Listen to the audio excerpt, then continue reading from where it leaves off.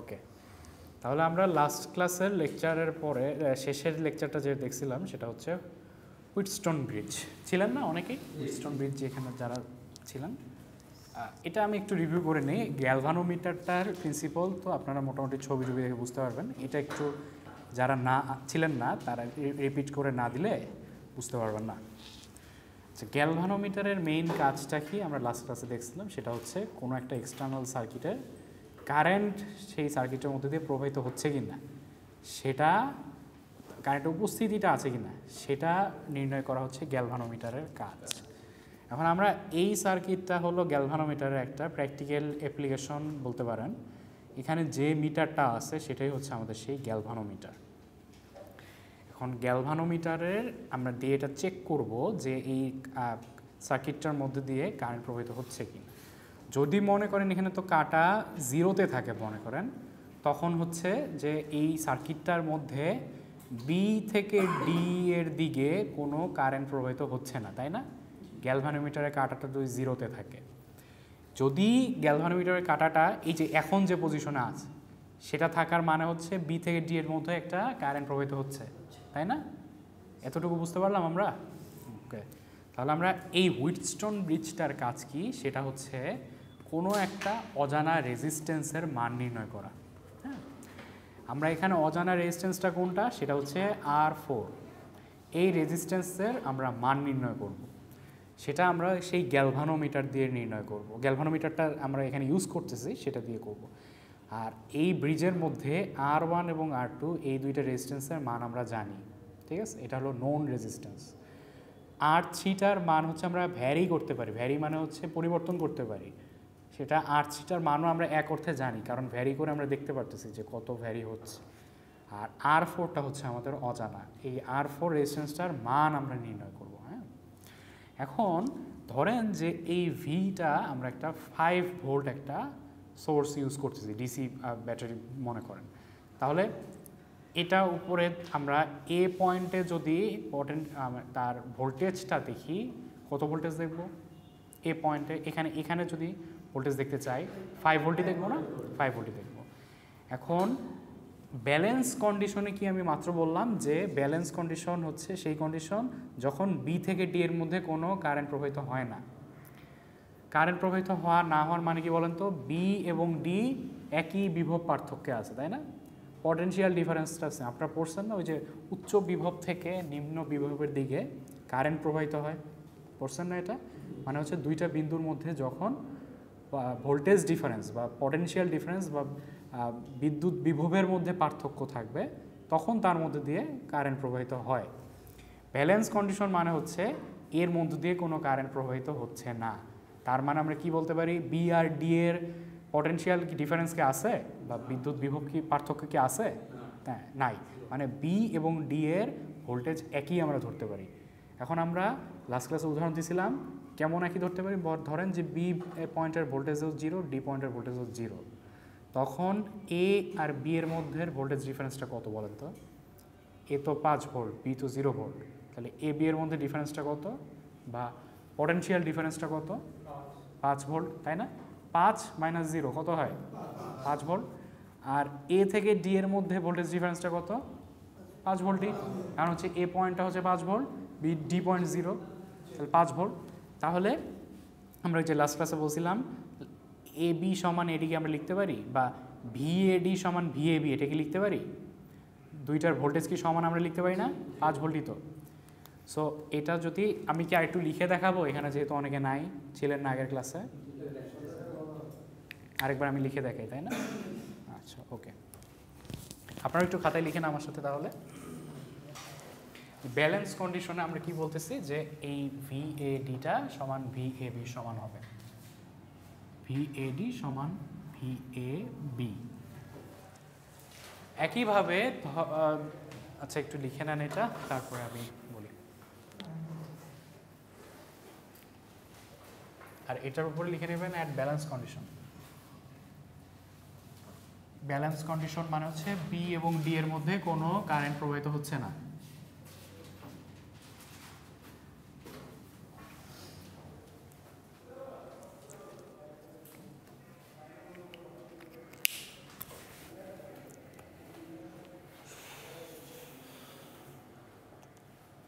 আচ্ছা, আপনারা একবার বোর্ডের দিকে তাকান, টিভির দিকে, তাহলে একই আমরা যেটা থিওরিটা বললাম এটা কি সিবি এবং সিডি এর ক্ষেত্রেও প্রযোজ্য কিনা? এইখানে যদি আপনি ভোল্টেজটা ধরেন, এখানে তো এটা একটা জিরো পটেনশিয়াল বলতে পারেন, তাই না? Battery negative end. সো এই জিরো পটেনশিয়ালটা এখানে আসতেছে না সিতে, তাহলে সি আর বি এবং ডি তো সেম ভোল্টেজ, তাই না? তাহলে সিবি এবং সিডি এর মধ্যে সেম ভোল্টেজ ড্রপ হবে আমরা বলতে পারি। তাহলে পাশে ব্যালেন্স কন্ডিশনেই আবার এটা লিখবেন যে ভি, এই যে সিডি সমান ভি বিসি, এটা আবার লিখে দিতে পারেন, বা ভি ডিসি সমান ভি বিসি।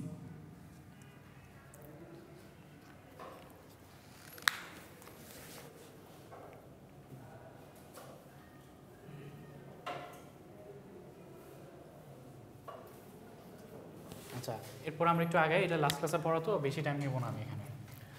এরপরে এখানে দেখেন যে ভিএডি মানে কি, এই অংশটুকু না জাস্ট ভিএডি, এই অংশটুকুর মধ্যে ভোল্টেজটা কত, এর মধ্যে যে কারেন্টটা যায় তার সাথে রেজিস্ট্যান্সটা গুণ করে দিলে আমরা পাবো না, বা I1 R1 লিখতে পারি না আমরা? তাহলে এখানে I1 R1 লিখতে পারি সমান ভিএবি মানে হচ্ছে এই অংশটুকুর মধ্যে দিয়ে যে কারেন্টটা যাচ্ছে তার এবং রেজিস্ট্যান্সের গুণফল, মানে I2 R2, তাই না? I2 R2 এটা লিখলাম। এটা লিখে আপনারা 1 নাম্বার ইকুয়েশন দেন এখানে।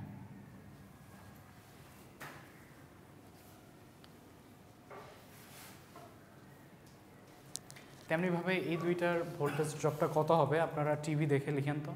ভিডিসি মানে কত? ভিডিসি মানে কি I3 R3 না? লিখেন ভিডিসি এর নিচে I3 R3। আর ভিবিসি মানে কত? ভিবিসি মানে হচ্ছে I4 R4। এটা লিখে এটাকে আপনারা 2 নম্বর ইকুয়েশন দেন।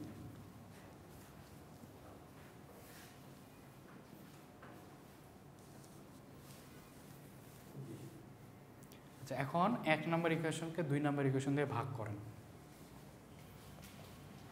1 নম্বর ইকুয়েশন ভাগ 2 নম্বর ইকুয়েশন যদি করেন তাহলে I1 R1 ভাগ ওইদিকে I3 R3 সমান I2 R2 ভাগ I4 R4। এতটুকু আসেন, তারপর আমাদের আরেকটু বোঝার জিনিস ছিল সেটা আমরা বুঝবো। এতটুকু আগে লিখে নেন।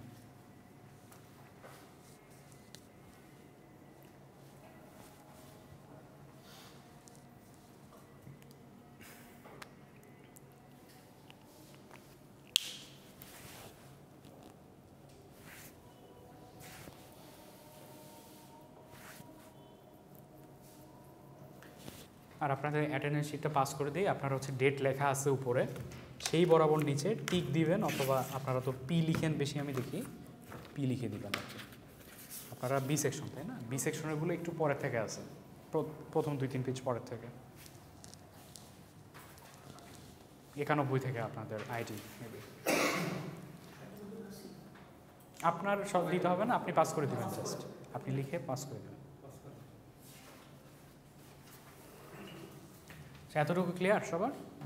ওকে, এখন আরেকটা জিনিস বুঝেন, এই I2 কারেন্টটা, আমি কার্সরটা একটু সরাই দিই, এই I2 কারেন্টটা এসে দেখেন দুইটা রাস্তা পাচ্ছে না, একটা হচ্ছে বি থেকে ডি এ যাওয়ার রাস্তা, একটা বিসিতে যাওয়ার রাস্তা।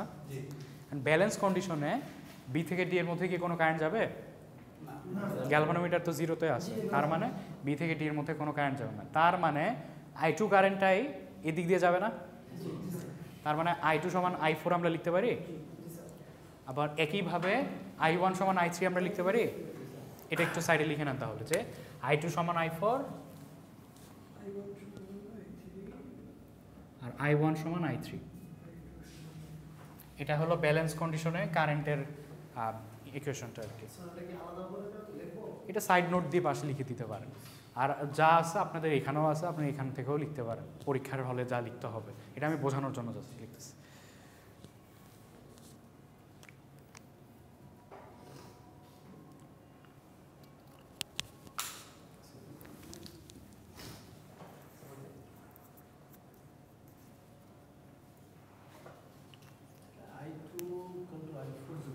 হ্যাঁ হ্যাঁ, তাই না? তাহলে এখানে দেখেন যে আমরা এখানে যা পাচ্ছি এই ইকুয়েশনটায় সেটা বসাবো। I1 সমান I3 হলে এই I1 I3 কাটাকাটি করে দিতে পারি না আমরা, তখন এটা কাটেন আর I2 I4 কাটা থাকে দিবেন, তাহলে কি পড়ে থাকে দেখেন।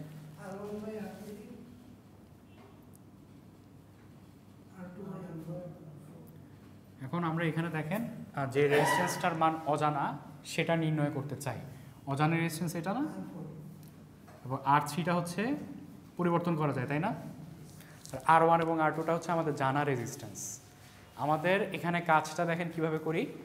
R3টা মনে করেন আমরা 3 কিলো ওহম থেকে শুরু করে ধরেন 10 কিলো ওহম পর্যন্ত আমরা ভ্যারি করতে পারি। ভ্যারি করে করে ধরেন আমরা যখন 3 কিলো ওহমে থাকি তখনও দেখি যে কাঁটাটা জিরোতে নাই, একটা মান দেখাচ্ছে গ্যালভানোমিটারের কাঁটাটা, তখন তার মানে কি ব্যালেন্স কন্ডিশনে আছে ব্রিজটা? এটা জিরো না থাকা মানে কিন্তু ব্যালেন্স কন্ডিশনে নাই। তার মানে কিন্তু এই যে দেখেন এটার না কারেন্ট না থাকা মানে জিরোতে না থাকা মানে এদিকে একটা কারেন্ট যাওয়ার রাস্তা আছে, তখন কি I2 সমান I4 আমরা বলতে পারবো? তখন কিন্তু I2 থেকে এসে এইদিকে একটা চলে যাবে এবং এইদিকে একটা যাবে, তখন কিন্তু I2 সমান I4 আমরা বলতে পারবো না। সো যখন এটা জিরোতে থাকবে তখনই আমরা কেবলমাত্র এই কথাগুলো আমরা লিখতে পারতেছি। আমরা কি করব, R3টা চেঞ্জ করব। ধরেন 3 কিলো ওহম থেকে শুরু হয়েছে R3 এর মান, আর 10 কিলো ওহম হলো এর ম্যাক্সিমাম ভ্যালু।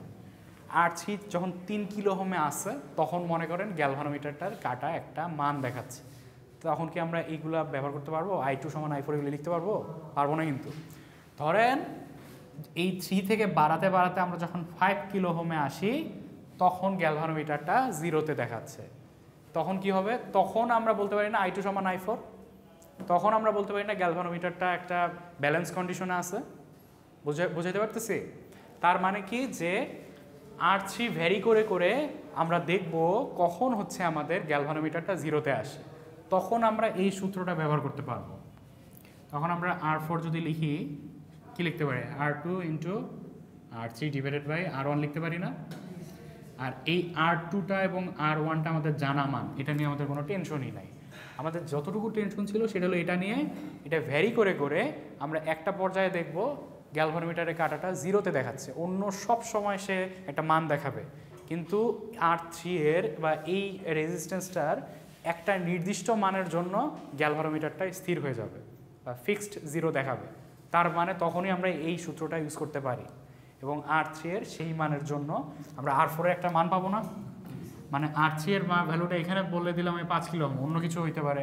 R1 R2টা তো আমাদের জানা, তাহলে এই মানগুলো আমরা এই ইকুয়েশনে বসালে R4 এর মানটা বের করতে পারবো না, তার মানে অজানা রেজিস্ট্যান্সের মান আমরা বের করলাম। ওকে, একটু লিখে নেন যেটা আপনাদের যেভাবে বুঝতে সুবিধা হয়। আর আমরা এটা 2 মিনিটে একটু দেখেন, তারপর আমরা নেক্সট টপিকে যাই।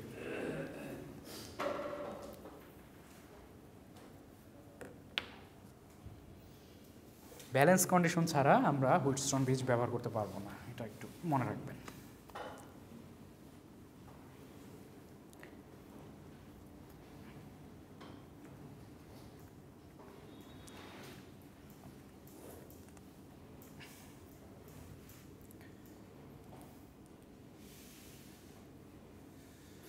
হয়েছে এতটুকু?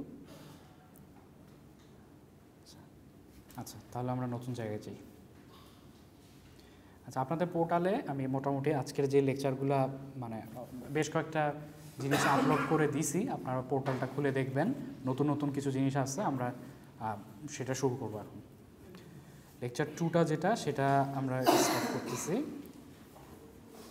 এবং একই সাথে আমি লেকচার 3টা খুলে রাখবো।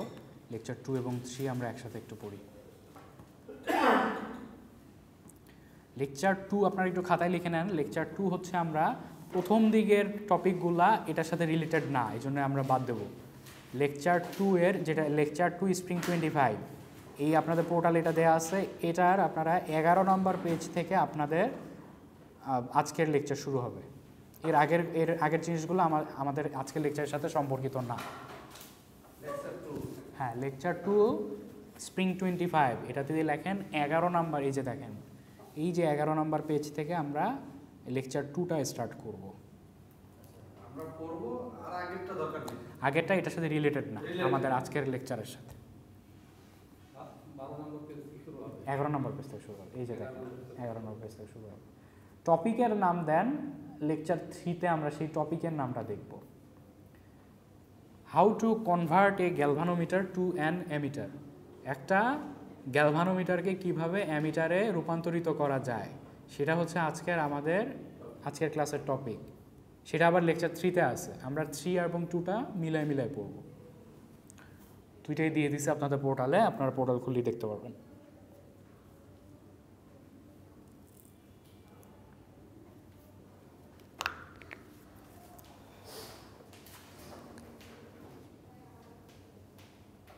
লিখছেন সবাই টপিকের নাম? ওকে, প্রথমে আমি বলে দিই, একটা গ্যালভানোমিটারকে আপনি অ্যামিটারে কনভার্ট করবেন। তার জন্য গ্যালভানোমিটারের সাথে একটা রেজিস্ট্যান্সকে আপনি প্যারালালে যুক্ত করবেন। অ্যামিটারটা সার্কিটে কিভাবে কানেক্টেড থাকে বলেন তো? সিরিজে কানেক্টেড থাকে, তাই না? কিন্তু অ্যামিটারটার ভিতরের যে যন্ত্রাংশগুলা, যেটা হচ্ছে গ্যালভানোমিটারের সাথে যে রেজিস্ট্যান্সটা থাকে, সেটা হচ্ছে প্যারালালে কানেক্টেড থাকে। বোঝাতে পারলাম? লেকচার 2-তে যদি ছবিটা দেখেন, এই যে দেখেন, আমি যদি একটু আপনাদেরকে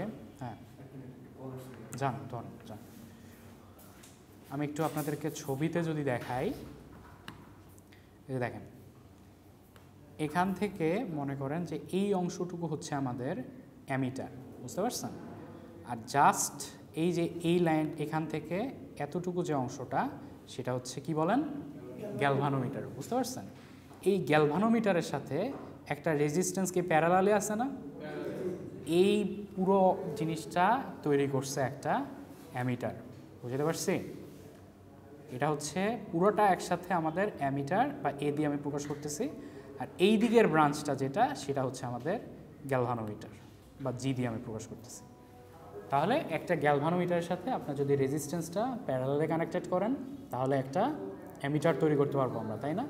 কারণ আমাদের এখানে একটু পড়াশোনা আছে, আমরা একটু দেখি।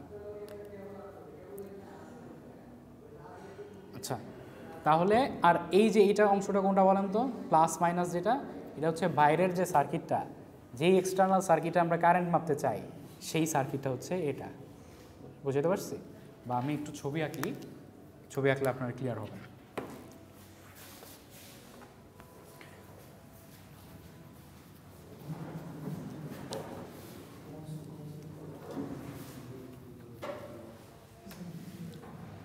ধরেন এটা আমাদের একটা ডিসি সার্কিট আমরা আঁকতেছি। আমরা হচ্ছে এখানে একটা রেজিস্ট্যান্স আমরা আছে মনে করেন, আমরা এর মধ্য দিয়ে যে কারেন্টটা যায় তার মান মাপতে চাই। এজন্য আমরা অ্যামিটার ব্যবহার করব। এটা হলো সেই অ্যামিটারটা। অ্যামিটারের মধ্যে আবার আমাদের হচ্ছে থাকবে একটা অংশ, সেটা হচ্ছে গ্যালভানোমিটারের অংশটা, এবং এই গ্যালভানোমিটারের সাথে একটা রেজিস্ট্যান্স প্যারালালি কানেক্টেড থাকবে। বুঝতে পারছি ব্যাপারটা? পুরোটুকু এটা হচ্ছে অ্যামিটারটা, অ্যামিটারের মধ্যে গ্যালভানোমিটারটার সাথে একটা রেজিস্ট্যান্স সিরিজ প্যারালালে আছে, এবং অ্যামিটার যেটা পুরো অংশটা, এটা হচ্ছে আমাদের অ্যামিটার। সেই অ্যামিটারটা আবার সার্কিটে কিভাবে কানেক্টেড? সিরিজে কানেক্টেড, বুঝতে পারছি? কিন্তু অ্যামিটারের ভিতরে যে গ্যালভানোমিটারটা, সেটা হচ্ছে আমাদের প্যারালালে কানেক্টেড। এখন আসেন আমরা কিছু জিনিস পড়ি। এটাকে আমরা হচ্ছে এখন যদি মনে করেন, গ্যালভানোমিটারটা আপনারা ওই লাস্ট ক্লাসে যে পড়ছিলেন, গ্যালভানোমিটারে একটা কয়েল থাকে না? কয়েলের মধ্যে দিয়ে কারেন্টটা যায়। গ্যালভানোমিটারের কয়েলের যে নিজস্ব রেজিস্ট্যান্সটা, সেটাকে আমাদের এই লেকচারে এই যে RM দিয়ে প্রকাশ করছে। আর গ্যালভানোমিটারের মধ্য দিয়ে যে কারেন্টটা যায়, সেটা IM দিয়ে প্রকাশ করছে। আর শান্টের মধ্য দিয়ে, শান্ট রেজিস্ট্যান্সটাকে RH দিয়ে প্রকাশ করছে।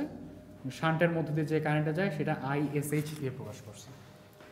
তাহলে এটা একটা প্যারালাল রাস্তা না? বুঝাইতে পারছি ব্যাপারটা?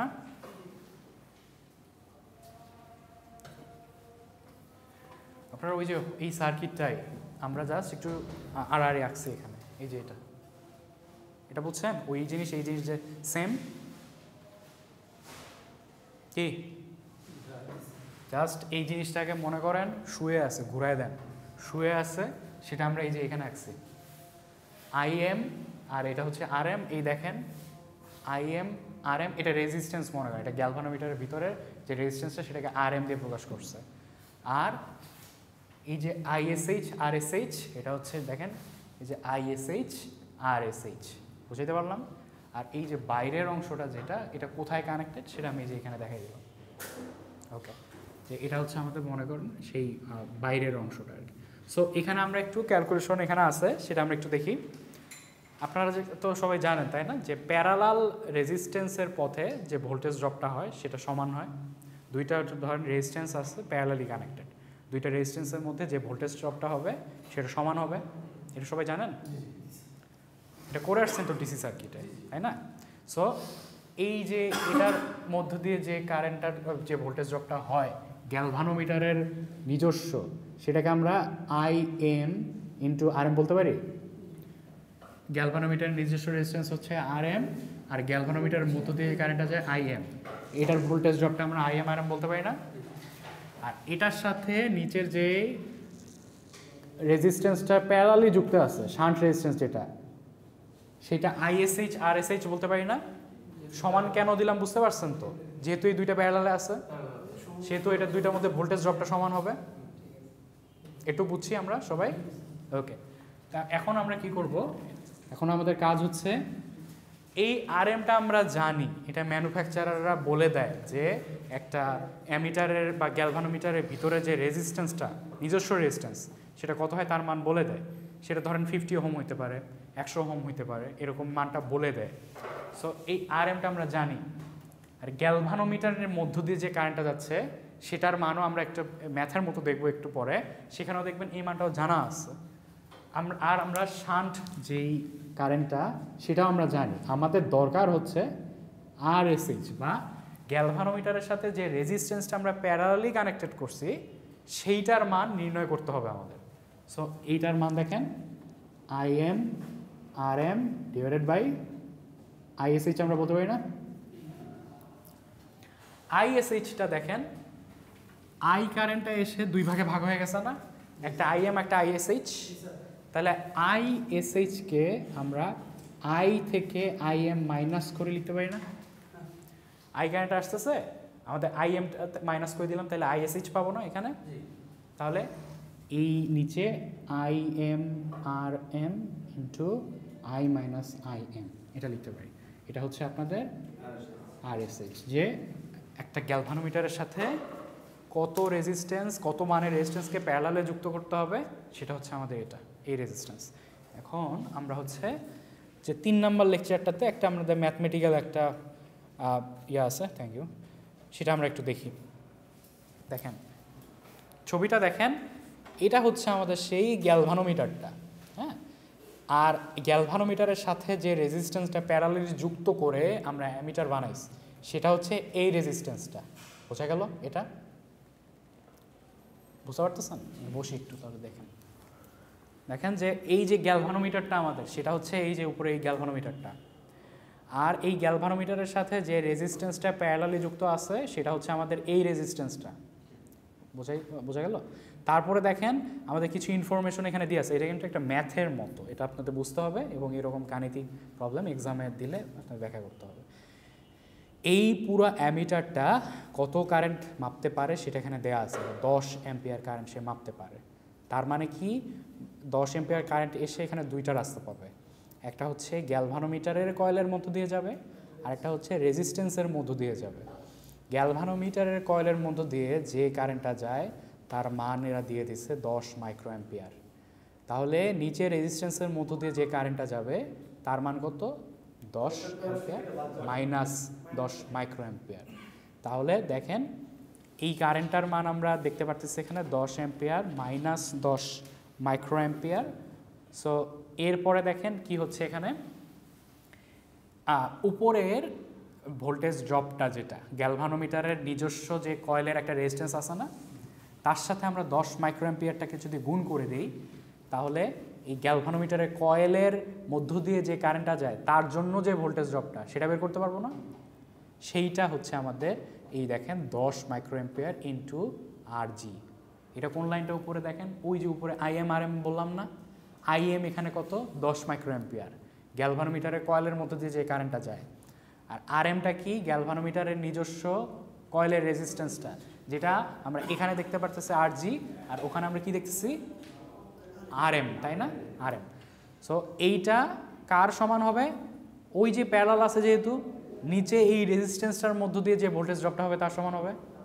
তাহলে এইটার মধ্য দিয়ে কারেন্টটা কত যাবে, 10 এম্পিয়ার টোটাল কারেন্ট না, তার থেকে যদি আমরা গ্যালভানোমিটারের মধ্য দিয়ে যে কারেন্টটা 10 মাইক্রো এম্পিয়ারটা বিয়োগ দিয়ে দিই, তাহলে এই প্যারালাল রেজিস্ট্যান্সটার মধ্য দিয়ে 10 এম্পিয়ার মাইনাস 10 মাইক্রো এম্পিয়ার এই পরিমাণ কারেন্টটুকু যাবে না। এবং এটা আমাদের এই রেজিস্ট্যান্সটাই তো আমাদের অজানা রেজিস্ট্যান্স, তাই না। আমরা একটা গ্যালভানোমিটারকে অ্যামিটারে কনভার্ট করতে হলে এই রেজিস্ট্যান্সটা কানেক্ট করতে হবে, তাই না। তাহলে এইটা দেখেন, তাহলে 10 এম্পিয়ার মাইনাস 10 মাইক্রো এম্পিয়ার সাথে এই অজানা রেজিস্ট্যান্সটা আর গুণ দিলাম। আর এই দুইটা কেন এখন সমান বুঝতে পারছেন, কারণ হচ্ছে প্যারালাল রাস্তা, প্যারালাল রাস্তার উপরে যেটুকু ড্রপ হবে নিচেও ততটুকু ড্রপ হবে। সো এই যে দেখেন, তাহলে আপনারা সেই আননোন রেজিস্ট্যান্সটার মান নির্ণয় করতে পারতেছেন। আর একটা দেখেন এখানে ফর্মুলা আছে, এই দেখেন এই ফর্মুলাটার সাথে এখন আপনারা এটা একটু মিলান তো, যে একটা যে রেজিস্ট্যান্স প্যারালাল রেজিস্ট্যান্সটা বের করতে হবে সেটা দেখেন, maximum current the galvanometer can measure.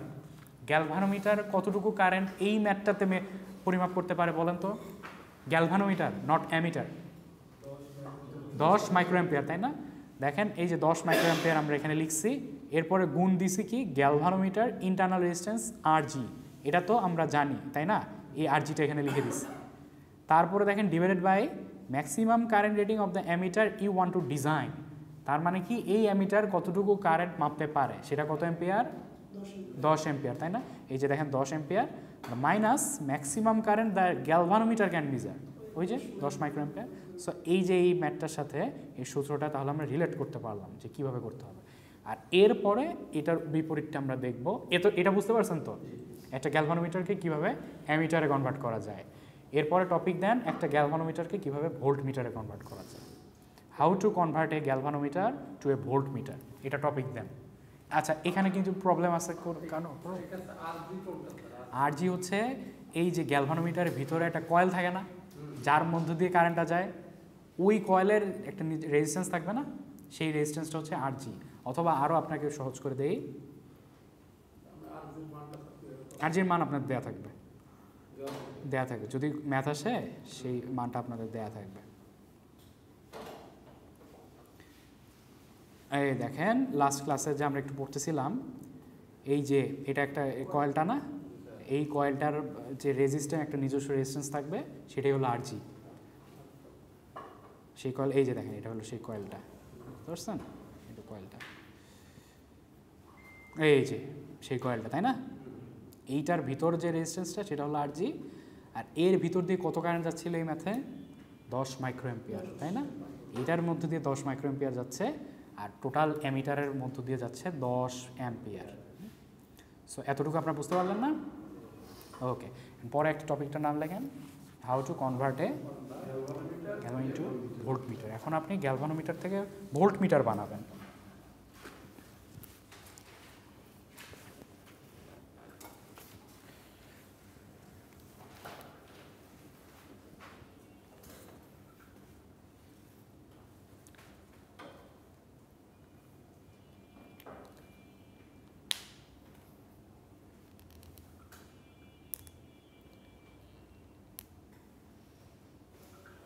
তাহলে আপনারা ওই যে ছবি যে দেখলেন, ওই যে ছবিটা মাত্র দেখালাম একটা গোল্ডেন কালারের, যে এই যে এখানকার লেকচারের যে ছবিটা, এটার কয়েলের ভিতর যে কারেন্টটা যায় সেটা হলো আমরা এখানে পড়লাম আইজি দিয়ে, আর ওই যে আরেকটা যে স্লাইড সেখানে পড়ছি কি দিয়ে, আইএম দিয়ে, তাই না, আইএম দিয়ে। আচ্ছা এখন দেখেন ওটার ঠিক বিপরীত, কেমন বিপরীত, আমরা অ্যামিটারটা যে বানালাম সেটা সার্কিটে কীভাবে কানেক্ট করছি, সিরিজে কানেক্ট করছি না, এবং অ্যামিটার বানানোর জন্য গ্যালভানোমিটারের সাথে যে রেজিস্ট্যান্সটা সেটা আবার প্যারালালে লাগাইছি। ঠিক বিপরীত, ভোল্টমিটার বানাতে গ্যালভানোমিটারের সাথে একটা রেজিস্ট্যান্সকে সিরিজে কানেক্ট করতে হবে, আর আমরা এক্সটার্নাল সার্কিটের যেই রেজিস্ট্যান্সে অ্যাক্রসে ভোল্টেজ মাপবো তার সাথে আবার এটা কীভাবে কানেক্ট করতে হবে, প্যারালাল কানেক্ট করতে হবে। এটা সবাই জানি তো, তাই না, ওকে। তাহলে এখন একটা ভোল্টমিটারকে আমরা একটা গ্যালভানোমিটারকে ভোল্টমিটারে কনভার্ট করব। এখন দেখেন যে এখানে বলে দেয়া থাকবে এই গ্যালভানোমিটারটা 10 ভোল্ট পর্যন্ত মাপতে পারবে। আমি ভুল বললাম, গ্যালভানোমিটার না, এই ভোল্ট মিটারটা 10 ভোল্ট পর্যন্ত মাপতে পারবে। বোঝা গেল?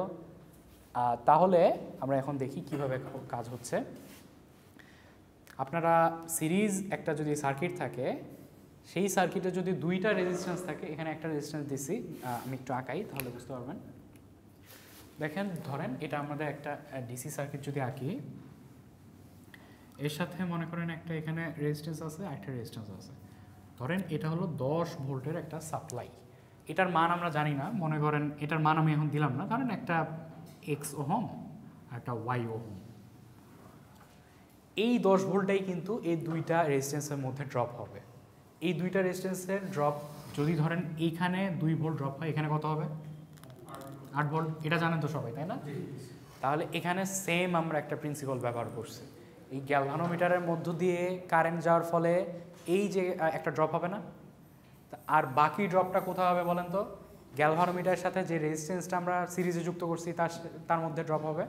এটা এখানে ইউজ করছি আমরা বুঝতে পারতেছি যে এই গ্যালভানোমিটার, এই ভোল্ট মিটারটা হচ্ছে 10 ভোল্ট পর্যন্ত মাপতে পারবে। তার মানে এখানে দেখেন, এর মধ্যে যে ড্রপটা হবে সেটা আমরা নির্ণয় করি প্রথমে। এটার সূত্রটা কি হবে এখানে? আইজি ইন্টু আরজি না?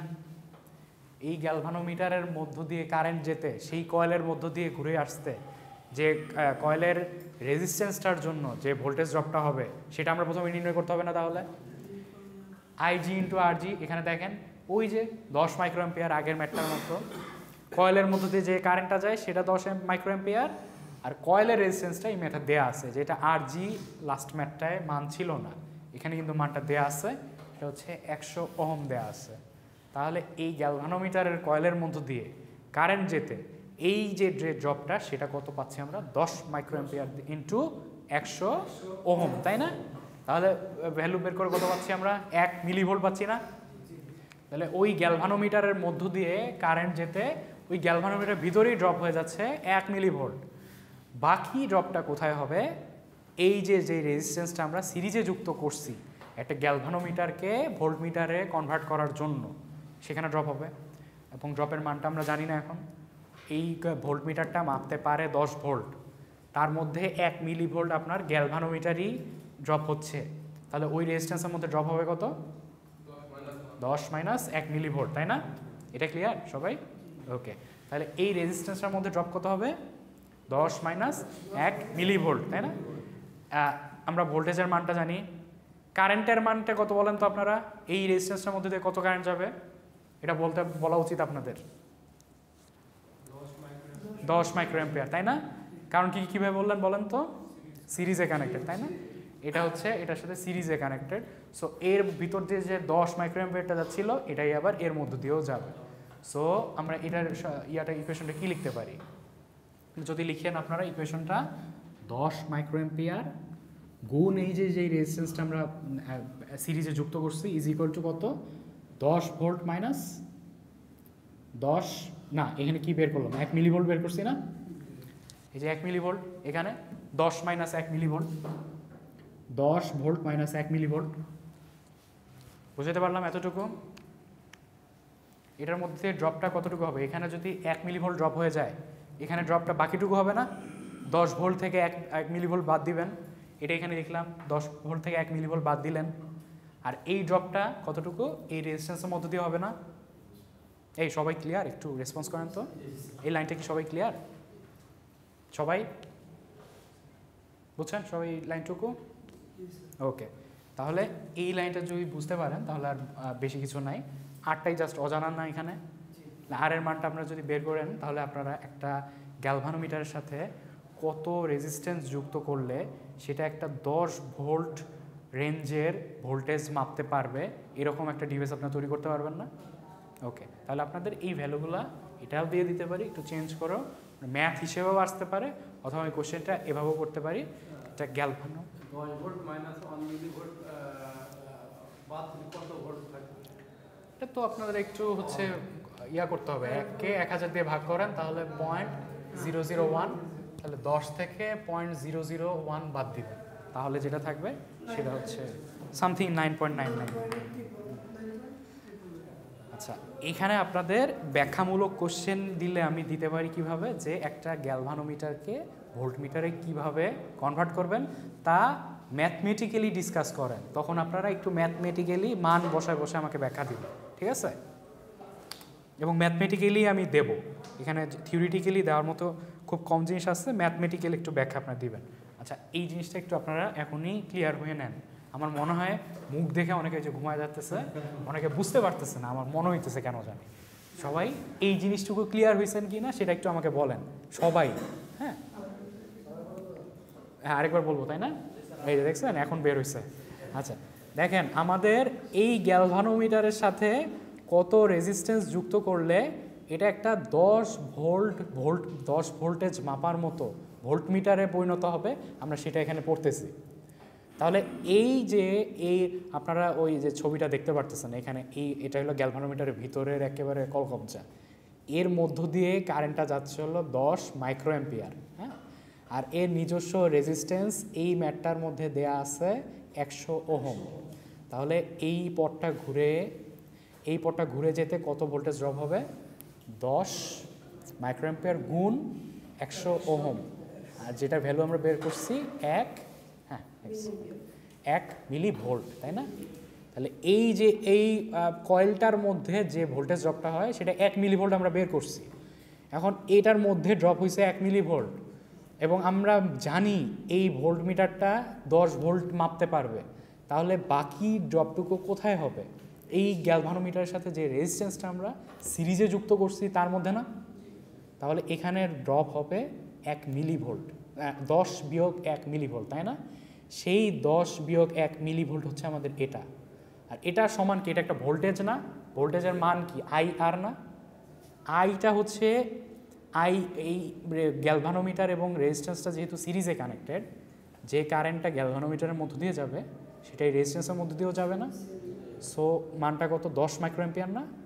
10 মাইক্রো অ্যাম্পিয়ার ইন্টু আর হবে না এই ভোল্টেজ ড্রপটা?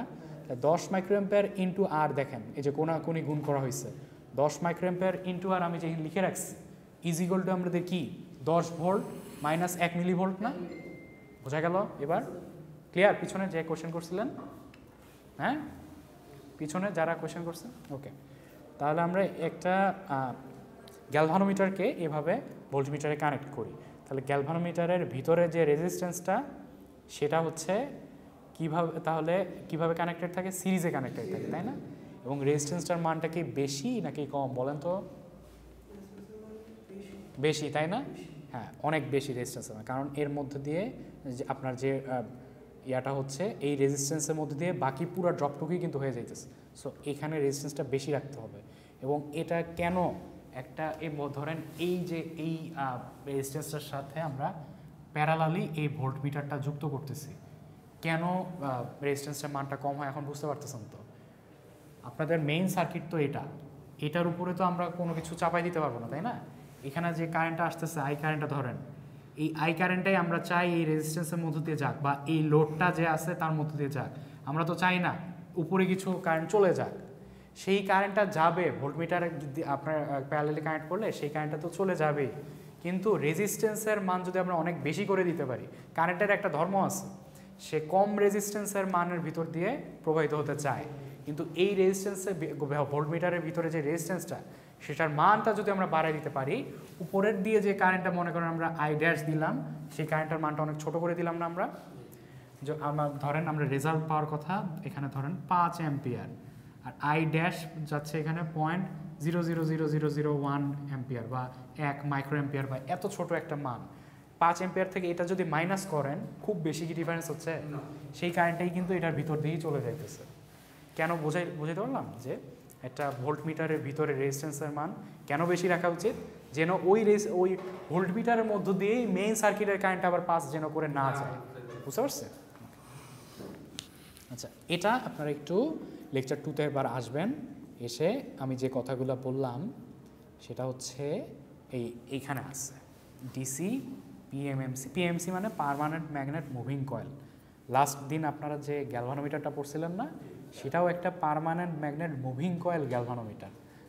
আপনারা এই যে এখানে যে কথাগুলো মাত্র বললাম সেটা, আচ্ছা এখানের সাথে আপনি এখনই একটু মিলান তো, এই যে গ্যালভানোমিটারটা এবং রেজিস্ট্যান্সটা সিরিজে আছে না, এখানে দেখেন এইখানে এই যে গ্যালভানোমিটারটার নিজস্ব যে রেজিস্ট্যান্সটা সেটা হচ্ছে এই যে আর এম দিয়ে প্রকাশ করছে এরা, আর ওই যে রেজিস্ট্যান্সটা সিরিজে যুক্ত আছে সেটা হচ্ছে আর এস দিয়ে প্রকাশ করতেছে। তাহলে ওটা আর এটা সেম না মোটামুটি। এখানে আমি যদি ওই যে আগের মতো দেখাই, এই অংশটুকু কি বলেন তো, গ্যালভানোমিটার, তাই না? আর এই পুরো অংশটুকু কি বলেন তো, ভোল্ট মিটার। মাত্র কি বললাম, ভোল্ট মিটার বললাম না? সো এই যে দেখেন ভোল্ট, এই গ্যালভানোমিটারের সাথে এই রেজিস্ট্যান্সটা সিরিজে যুক্ত আছে, যেটা হচ্ছে আপনারা এই চিত্রতে এই গ্যালভানোমিটারের সাথে এই রেজিস্ট্যান্সটা সিরিজে যুক্ত দেখতে পাচ্ছেন। সো বাকি অংশ সেম দেখেন, ওই যে আমাদের যেই কারেন্টটা আমরা বের করতেছিলাম এই দুইটা সিরিজে থাকার কারণে আর এমটা কি আমরা জানি গ্যালভানোমিটারের নিজস্ব রেজিস্ট্যান্স, তাই না? বা এই যে এই গ্যালভানোমিটারের রেজিস্ট্যান্সটা, আর আর এসটা আমরা কি জানি ওই যে সিরিজের যে রেজিস্ট্যান্সটা, দুইটা সিরিজে কানেক্টেড না, এই জন্য দেখেন সেম আইএম দুইটার মধ্যে দিয়ে ফ্লো হচ্ছে, দেখতে পাচ্ছেন? এটা বুঝতেছেন? সেম আইএম দুইটার মধ্যে দিয়ে ফ্লো হচ্ছে। সো এখান থেকেও আপনারা ওই যে সিরিজের রেজিস্ট্যান্সটা যায় সেটা মান বের করতে পারেন, আবার চাইলে 3 নম্বরে যেটা আছে এর মান এখান থেকেও বের করতে পারেন। দুইটাই সেম জিনিস, বুঝতে পারছি? দেখেন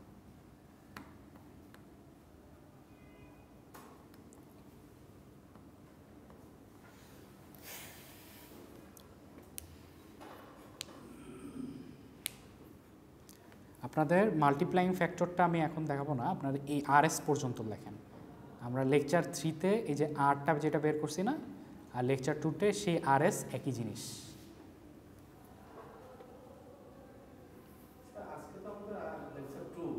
লেকচার 2 পড়তেছি, 2 এবং 3 মিলায় পড়তেছি, এবং 3টা কিন্তু শেষ। 3-তে ওই দুইটা জিনিসই ছিল, হ্যাঁ, ওটা আবার 2-তে এসে একসাথে পাশাপাশি রেখে পড়বেন। 3-তে আমাদের জাস্ট 3 এর লেকচারটা এই জিনিসই শেষ, হ্যাঁ। এটা জাস্ট একটা গ্যালভানোমিটারকে কীভাবে অ্যামিটারে কনভার্ট করা যায় একবার, আর এটা হচ্ছে ভোল্ট মিটার কীভাবে কনভার্ট করা যায় সেটাই পড়ানো আছে, এটা একটু দেখবেন। আচ্ছা, এরপরে আমরা আরেকটা টপিক আসি। এটা হয়েছে সবার?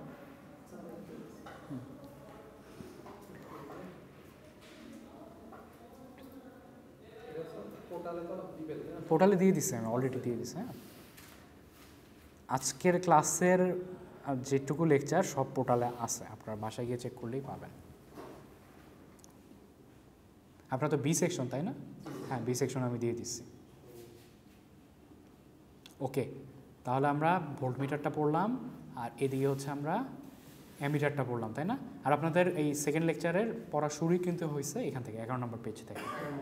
ওকে, এরপরে আসেন আমরা একটা মাল্টি রেঞ্জ অ্যামিটার কী জিনিস এটা পড়ি। আচ্ছা, এইটা হচ্ছে দেখেন আপনারা হচ্ছে যে মাল্টিমিটারে তো দেখছেন নব থাকে না, নব দিয়ে দিয়ে ঘুরায় ঘুরায় রেঞ্জটা চেঞ্জ করা যায় না। ধরেন একটা সার্কিট হচ্ছে 100 মিলিঅ্যাম্পিয়ার রেঞ্জেরই কারেন্ট প্রবাহিত হয়, তখন আমরা নবটা ঘুরায়, এখানে দেখেন 1 অ্যাম্পিয়ারে আছে, নবটা ঘুরায় নিচে নিয়ে আসবো, 100 মিলিঅ্যাম্পিয়ারে নিয়ে আসবো। তেমনি দেখেন এটা 100 মিলিঅ্যাম্পিয়ার রেঞ্জ থেকে শুরু করে 100 অ্যাম্পিয়ার পর্যন্ত। এবং আপনারা এই জিনিসটা বুঝতে পারতেছেন কিনা দেখেন, এইটা হচ্ছে আমাদের সেই গ্যালভানোমিটারটা যার মধ্য দিয়ে আমরা ওই যে 10 মাইক্রো অ্যাম্পিয়ার কারেন্ট প্রবাহিত হচ্ছিল না, এখন দেখেন 1 মিলি অ্যাম্পিয়ার কারেন্ট প্রবাহিত হচ্ছে এই ম্যাটটার জন্য। এবং এই যে গ্যালভানোমিটারটার যে কয়েলটা তার নিজস্ব রেজিস্ট্যান্স এখানে হচ্ছে 500 ওহম, বুঝতে পারছেন?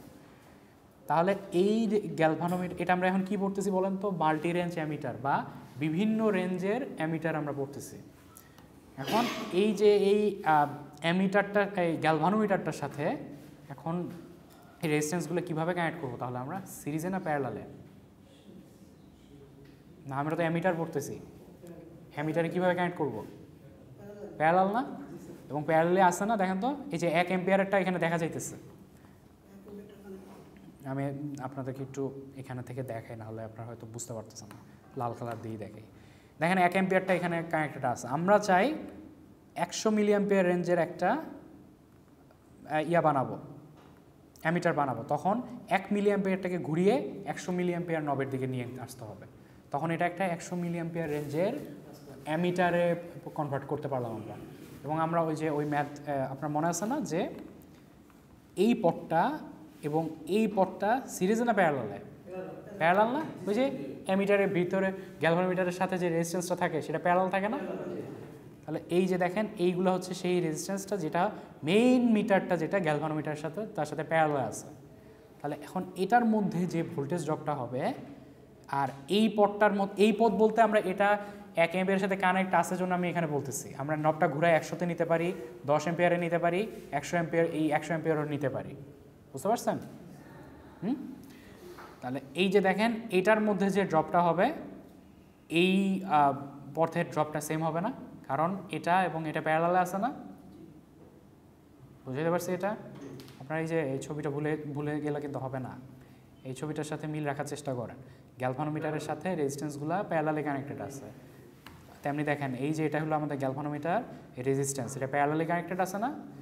এইটার মধ্যে যে ড্রপটা হবে আর এই রেজিস্ট্যান্সের মধ্যে ড্রপটা সমান হবে না?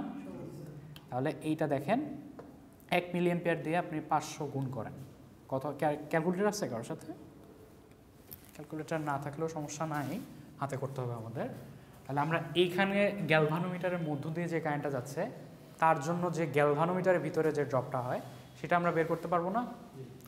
কারেন্ট যাচ্ছে 1 মিলি অ্যাম্পিয়ার আর এর রেজিস্ট্যান্স হচ্ছে 500 ওহম।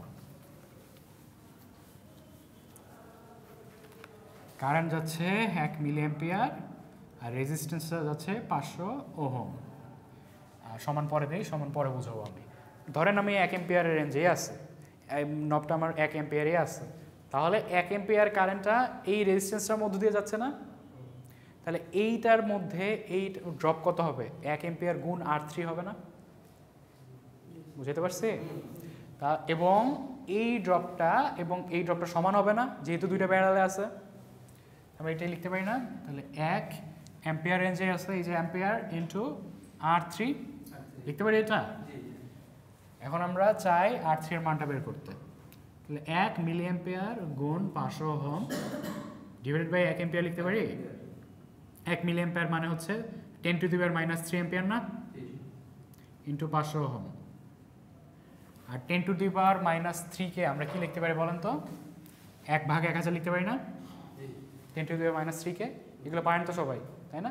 ক্যালকুলেটর চাপটাও হয়ে যাবে, জাস্ট আমাদের কাছে ক্যালকুলেটর নাই, সেই জন্য আমরা লিখতেছি।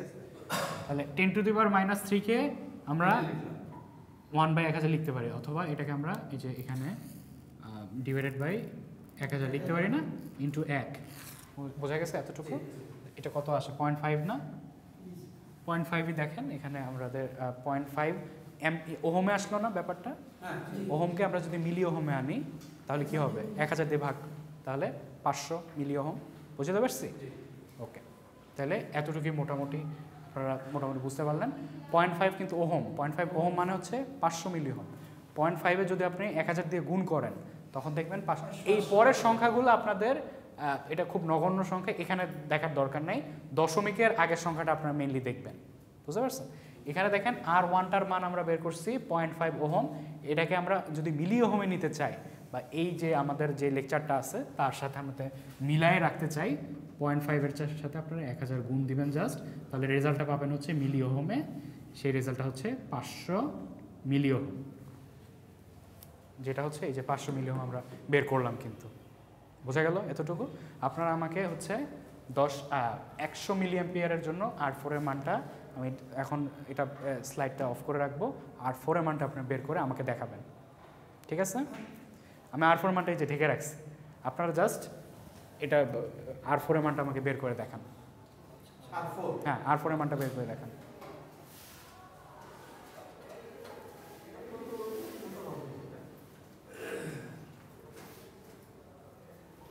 অথবা আমি হচ্ছে এখানে একটু এটা অফ করে রাখি, তাহলে আপনারা বুঝতে পারবেন না।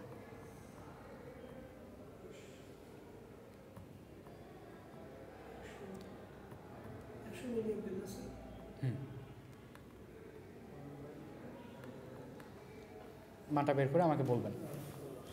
নবটাকে ঘুরায় এখন আপনি, এখানে ছিল না নবটাকে ঘুরায় আপনি 100 মিলি অ্যাম্পিয়ারে নিয়ে আসছেন। এখন R4টা কত হবে আপনি বের করে দেখান আমাকে।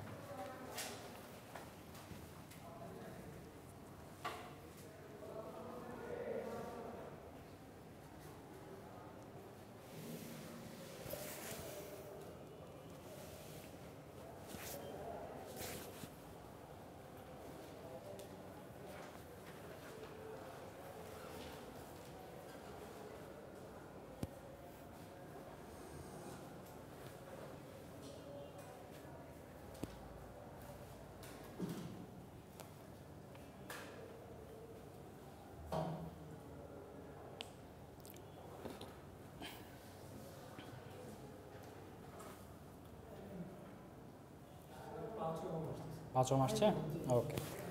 দেখি আপনাদের রেজাল্ট ঠিক আছে কিনা। গুড, ভেরি গুড, 5 ওহম আসছে অ্যান্সার। বাকিরা কি বুঝতে পারলেন কীভাবে আসছে, নাকি আমি একটু দেখাই দেবো এটা? আচ্ছা, ওকে।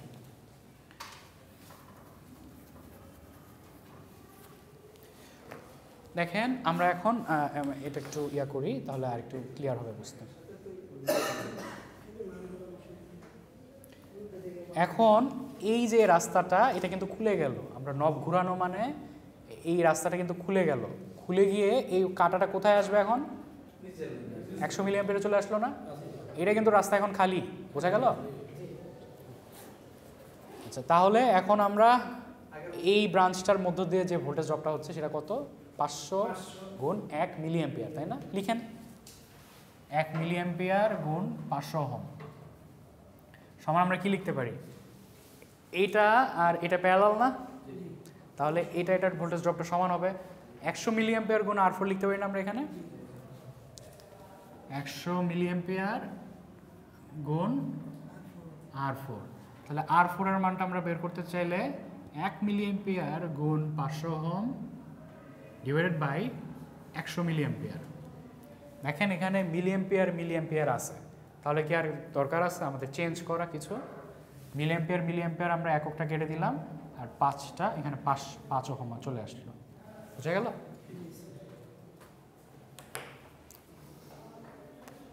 সবাই বুঝতে পারছেন এটা?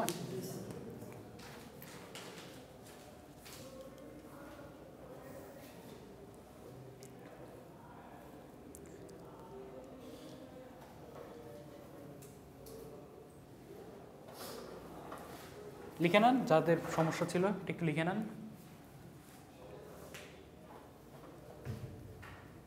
সময় কি আর পাবো? আচ্ছা, এরপরে আমরা এটার ডিসঅ্যাডভান্টেজটা একটু দেখি, চলেন তো। এটা একটু লিখে নেন, 1 মিনিট দিলাম, এটা একটু লিখে নেন, তারপর আমরা সামনে যাই। 5 ওহম আসছে যেটা। আপনাদের কমন সেন্সে কি বলে বলেন তো, এটার প্রধান অসুবিধাটা কোথায় এই ধরনের অ্যামিটারের, মাল্টি রেঞ্জ অ্যামিটারের?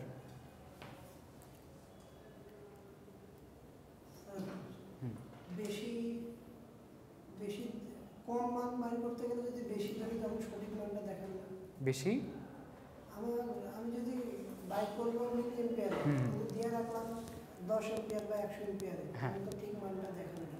হ্যাঁ, সেটা ঠিক আছে, কিন্তু এই অ্যারেঞ্জমেন্টটার মধ্যে অসুবিধাটা কোথায় বলেন তো?